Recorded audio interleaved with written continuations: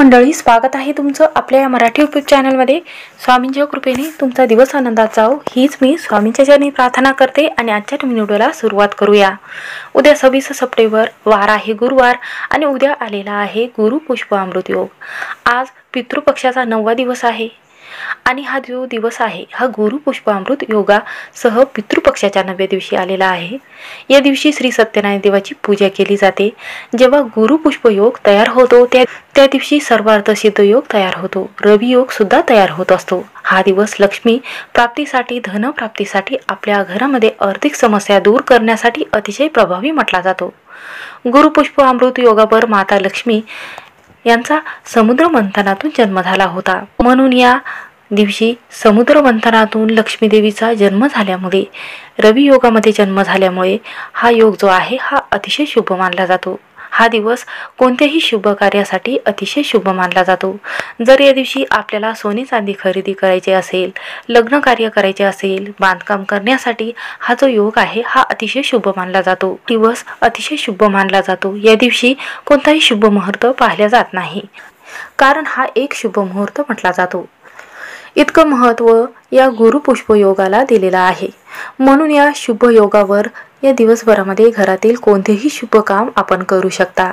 म्हणून या पितृपक्षातील हा जो शुभ दिवस आहे हा अत्यंत तिथी जी आहे ती शुभ मानली जाते। घरातील स्त्रिया असेल, पुरुष असेल, सोने चांदीची खरेदी करत असतात। या नक्षत्रात पिवळे नीलम धारण करणे अतिशय योग्य मानले जाते, उत्तम मानले जाते। म्हणून या शुभ नक्षत्रावर आपण सोने चांदी खरेदी केल्यानंतर ते आपल्याला कधीही मोडण्याची गरज पडत नाही। त्यामध्ये सतत आपल्याला यश प्राप्ती होत असते, बरकत होत असते। तर काही व्यक्ती या दिवशी काही महत्त्वाचे निर्णय सुद्धा घेत असतात। म्हणून या अत्यंत शुभ दिवशी रवी योगामध्ये आपल्याला सकाळी हा उपाय करायचा आहे। म्हणून या अत्यंत शुभ योगामध्ये आपल्याला सकाळी अंघोळीच्या पाण्यामध्ये ही एक वस्तू टाकायची आहे। ही वस्तू टाकल्यामुळे आपण हातात काम घेतलेले आहे ते पूर्ण होते। जर आपल्या एखादी जागा घेणे असेल किंवा वास्तुशांती करण्याची असेल, तर शुभ मुहूर्त हवा असेल तर त्यासाठी हा शुभ मुहूर्त अतिशय शुभ मानला जातो। म्हणून या गुरु पुष्प योगामध्ये आपण काही पूजाविधी करत असतो तर त्याचं शाश्वत फळ जे आहे ते आपल्याला प्राप्त होते। व ज्या व्यक्तीला व्यवसाय चालू करायचा असतो त्यामध्ये त्यांना यशप्राप्ती होत असते, प्रगती होत असते व आपली कठीणातील कठीण इच्छा ताबडतोब पूर्ण होते। सर्व दोष दूर होऊन 7 पिढ्याचे दारिद्र्य कमी होऊन घराची, मुलाची प्रगती जी आहे ती भरभरून होते व जे आपल्या नशिबात योग जुळून येत नाही तो योग सुद्धा जुळून येत असतो। अत्यंत प्रभावी उपाय तुमच्यासोबत शेअर करणार आहे, त्यामुळे व्हिडिओ हा शेवटपर्यंत नक्की पहा आणि चॅनलवर नवीन असाल तर नक्की सबस्क्राईब करा। तर पहा, या दिवशी गुरु पुष्प योग तयार झालेला आहे। हा साक्षात माता लक्ष्मी आणि श्रीहरी विष्णू यांना अत्यंत प्रिय असणारा हा दिवस आहे। धनाचे देवता म्हटले जाते, कुबेर देवता यांना हा दिवस समर्पित असतो। म्हणून या दिवशी अत्यंत शुभ दिवशी काही उपाय करत असतो त्याचे 100% फळ आपल्याला प्राप्त होते। तर पहा, बरेच जणांना पवित्र गंगेमध्ये जाणे शक्य होत नाही, तर त्यांनी आवर्जून गंगेमध्ये जाऊन या दिवशी पवित्र गंगेमध्ये जाऊन स्नान करावे। तर पहा, पवित्र गंगेमध्ये 33 कोटी देवदेवतांचा आशीर्वाद आपल्याला प्राप्त होतो। आपले जे पित्र आहेत ते सुद्धा या पितृपक्षामध्ये नदीमध्ये प्रवेश करत असतात व त्यांचा आशीर्वाद आपल्याला प्राप्त व्हावा म्हणून एक दिवस तरी या पितृपक्षामध्ये नदीमध्ये जाऊन पवित्र गंगेमध्ये स्नान व दान करावे। यामुळे आपल्याला पूर्वजांचा आशीर्वाद मिळतो व त्याच पद्धतीने आपले जे 33 कोटी देव आहे त्यांचा सुद्धा आशीर्वाद आपल्याला प्राप्त होतो। म्हणून हा उपाय आपल्याला ब्रह्ममुहूर्तावर करायचा आहे। ब्रह्ममुहूर्तावर करणे शक्य होत असेल तर आवर्जून करावे। 4 ते 3 किंवा 6 वाजेपर्यंत हा उपाय तुम्ही करू शकता।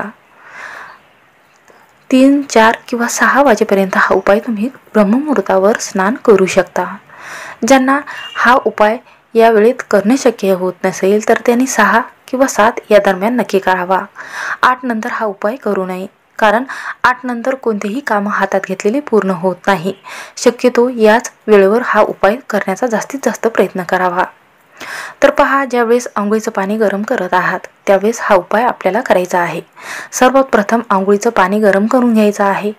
आंघोळीच्या पाण्यामध्ये सर्वात प्रथम जी नकारात्मकता दूर करत असते, हातात काम घेतलेलं आहे त्यामध्ये आपल्याला यशप्राप्ती होत असते व शत्रुपीडा असेल किंवा आपल्याला कोणाची वाईट दृष्ट लागलेली असेल कोणतीही करणी बांधा झालेली असेल तर त्यामध्ये जे काळे तीळ आहे ते अतिशय प्रभावी म्हटले जातात. म्हणून आंघोळीच्या पाण्यामध्ये, गरम पाण्यामध्ये चिमूटभर तीळ टाकायचे आहे, काळे तीळ टाकायचे आहेत.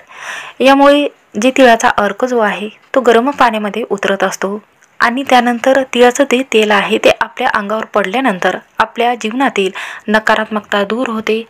बाहेरची दृष्ट लागलेली असेल तर ती दृष्ट कमी होते आणि आपल्याला प्रत्येक कार्यामध्ये भरपूर प्रयत्न तुम्ही करत आहात त्यामध्ये आपल्याला भरभरून यश प्राप्ती होत असते. आणि आपण हातात काम घेत असतो, कोणतंही काम असेल, जसे की पैशाचा समस्या तुम्हाला उद्भवत असेल, तुमच्या हातात पैसा आलेला टिकत नसेल तर समजायचं की माता लक्ष्मी आपल्याकडे प्रसन्न आहे, पण पैसा तो येतो पण टिकत नाही. माता लक्ष्मी आपल्याकडे स्थिर अवस्थेत आहे पण घरामध्ये, आणि लक्ष्मी माता घरामध्ये स्थिर नाही. आपल्या नशिबात व आपले जे ग्रह दोष आहे ते कमकुवत असल्यामुळे आपल्या जीवनात आपण हातात काम घेतलेलं आहे, कुंडलीमध्ये दोष असेल तर कोणतेही काम पूर्ण होत नाही. तर तुम्ही कोणतेही काम करत असताना पैसा हातामध्ये टिकत नाही किंवा घरामध्ये तुम्हाला मान सन्मान मिळत नसेल तर यासारख्या समस्या आपल्या जीवनामध्ये होत असतात. म्हणून आपल्याला प्रत्येक गोष्टीमध्ये यश मिळावं, म्हणून आपल्या जीवनातील दोष कायमचे निघून जावे, म्हणून आंघोळीच्या पाण्यामध्ये ही वस्तू टाकून शास्त्रीय शुद्ध पद्धतीने आपल्याला स्नान हे करायचे आहे. तर पहा, पितृपक्षाचा हा 9वा दिवस आहे. पितृपक्षाच्या दिवसामध्ये स्नान व दान करायला खूप महत्त्व दिले जाते. आणि त्यानंतरची वस्तू जी आहे तर आपल्याला गोमूत्र आणि गंगाजल आंघोळीच्या पाण्यामध्ये टाकायचं आहे. त्यानंतर एक कापुराची वडी टाकायची आहे आणि थोडंसं खडे मीठ जे आहे ते टाकायचं आहे आणि याने शास्त्रीय शुद्ध पद्धतीने आंघोळ आपल्याला करायची आहे. आणि या दिवशी निर्वस्त्र राहून आंघोळ ही केली जात नाही, म्हणून अंगावर एकतरी कपडा नक्की असावा. तर पहा, हे गुरुवारी पुष्प नक्षत्र आल्यामुळे आपले जो गुरु आहे, जे आपल्या जीवनातील गुरुपद आहे हे सुद्धा बळकट होत असते, ज्यामुळे गुरु पुष्पयोग तयार होईल. शास्त्रानुसार गुरु हे पद प्रतिष्ठा, यश आणि संपत्तीचे कारक म्हटले गेलेले आहेत.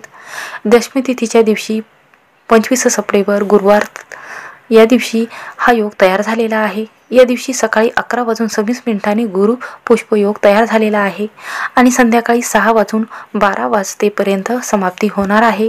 गुरु पुष्पयोगावर ही समाप्ती होणार आहे. म्हणून तुम्ही कोणतीही गोष्ट खरेदी करता किंवा शुभ गोष्टी करण्यासाठी हा काळ अतिशय उत्तम मानला जातो. ज्यांना या दिवशी सोने चांदी खरेदी करणे पितृपक्षात काही समस्या उद्भवत असेल किंवा वाटत असेल की पितृपक्षामध्ये सोने चांदी खरेदी करणे शुभ मानले जात नाही, तर गुरु पुष्पयोगामध्ये आवर्जून तुम्ही श्री सत्यनारायण देवाची पूजा करावी आणि या दिवशी हळद, पाणी, हरभरा डाळ, गुळ अर्पण नक्की करावे. एखाद्या मंदिरामध्ये जाऊन करावे अर्पण. या दिवशी श्रीयंत्र आणून येथेची विधिवत पूजा नक्की करावी. हा उपाय केल्याने तुमच्या जीवनातील कोणत्याही क्षेत्रामध्ये तुमची प्रगती होत असते. असं म्हटलं जातं की या नक्षत्रात सुरू केलेले कार्य यशस्वी होते, सकारात्मक म्हटले जाते. पुष्पती अस्मे सर्वांनी कार्याने, याचा अर्थ पुष्प नक्षत्रात केलेले सर्व कार्य सफल होतात. म्हणून हा उपाय नक्की करून पहा. नक्कीच माता लक्ष्मी आणि श्रीहरी विष्णूचा आशीर्वाद हा प्राप्त होईल. श्री स्वामी समर्थ. व्हिडिओ आवडला असेल तर शेवटपर्यंत नक्की पहा.